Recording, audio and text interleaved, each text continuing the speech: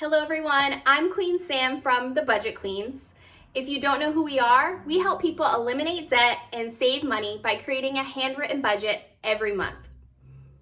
Together, me and I have been able to pay off over $62,000 in debt, and we want to help you do the same.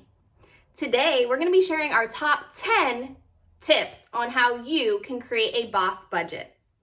If you're not following us already, please subscribe to our channel by clicking the link below and follow us on Instagram and Facebook, budget_queen. Okay guys, so let's get to it. Tip number 1, use the budget by paycheck method instead of creating a monthly budget. So what is the budget by paycheck method? Every time that you get paid, you're gonna set up a budget for that money. So if you get paid bi-weekly, you'll be setting up 2 budgets for the month. If you get paid every week, you'll be setting up 4 budgets for the month. Why do we recommend this? It really helps you to become more intentional with your money if you're creating a budget every week or every 2 weeks. With that, you're going to create momentum because there'll be leftover money from each paycheck, and you'll be able to either make an additional debt payment or an additional transfer to your savings account. So it will really keep you motivated and engaged during your financial journey. Tip number 2. Split your rent up into smaller payments. If you get paid twice per month, split it up into 2 smaller payments. Our rent is typically our biggest household expense. So making these payments smaller will help you to maximize the remaining amounts in your budget.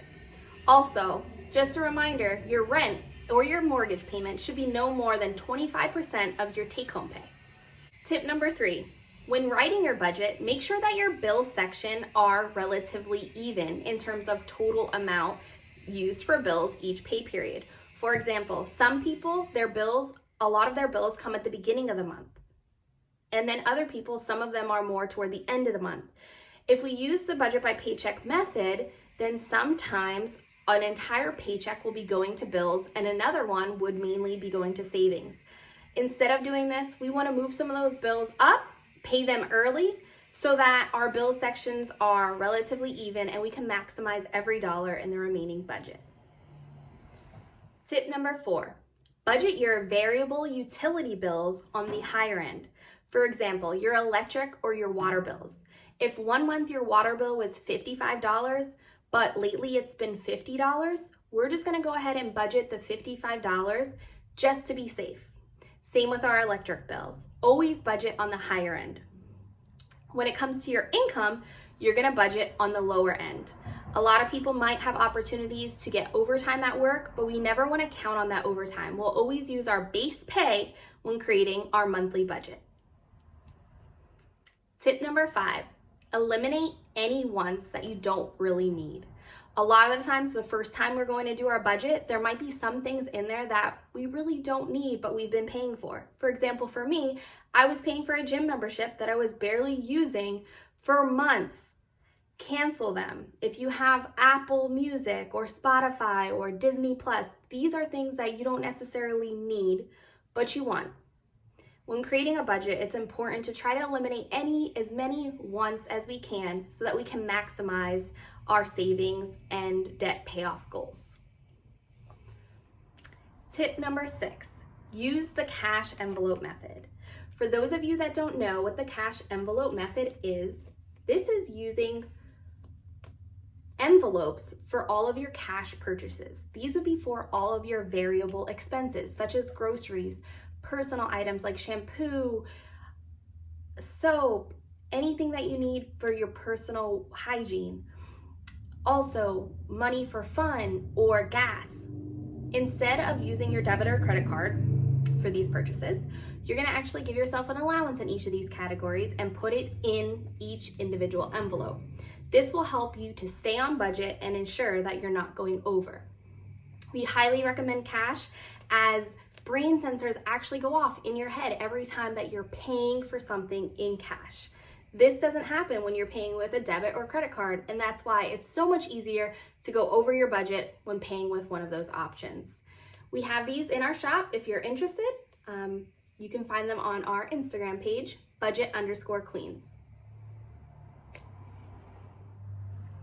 Tip number 7, Look at your calendar and plan for any upcoming events. Maybe you're going to a birthday party or a housewarming party and you need a gift. We want to work this into our budget to ensure that we don't go over. Also, there might be other things like weddings and showers and birthday parties and special occasions. Or you might just need some new clothes for a new job you're starting. Look at your calendar, see what you have going on in that pay period, and budget in the appropriate amount for those things. Tip number 8, set up sinking funds. Sinking funds are small little accounts, or they could be envelopes where you're saving money on a gradual basis for a specific holiday, an event, basically anything. My main sinking funds that I have are for Christmas, for vacation, for an emergency, my car maintenance, and also my pet expenses. So every pay period, I set a little money aside for each one of my sinking funds, and this allows me to be prepared for those larger expenses. Tip number 9, set up a checking buffer to help you bulletproof your budget.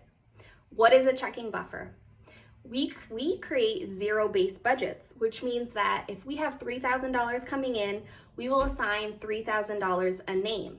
Now, this would mean that your account would go down to zero, but we don't want our account to go to zero. So we create a checking buffer. This could be anywhere from $50 to $200, and this becomes your new zero in your checking account. Your account will never go below this amount, and this helps to ensure that we didn't accidentally miss something on our budget or we forgot about an annual subscription. We never want to get hit with any banking fees for overdrawing our account. Tip number 10, pay yourself first. Now, what does that mean exactly? Paying yourself first means that you're going to prioritize your goal with every paycheck. So you've budgeted out your month. You have your bills accounted for, your variable expenses such as your groceries and your gas money, and any extras that you have going on in the month. Now, hopefully you've trimmed down your budget and you still have some leftover money at the end of each paycheck. Now, the day that you get paid, that money goes toward whatever goal that you're working towards. For example, if I'm on baby step 2 and I'm paying off all of my debt, my priority is going to be making extra debt payments. So if I have $200 left over from this paycheck, the day I get paid, that $200 is going to go onto my debt snowball and pay off my student loans, for example. This will help you become accountable for your budget and really stay on track. We hope you loved our 10 tips for creating a boss budget. If you need any additional help, we offer coaching services to help you actually create your plan that will help you reach all of your financial goals. You can follow us on Instagram or Facebook, budget_queens, or email us at thebudgetqueens@gmail.com. Don't forget to subscribe to our channel and like this video. Thanks for watching, guys. Have a great one.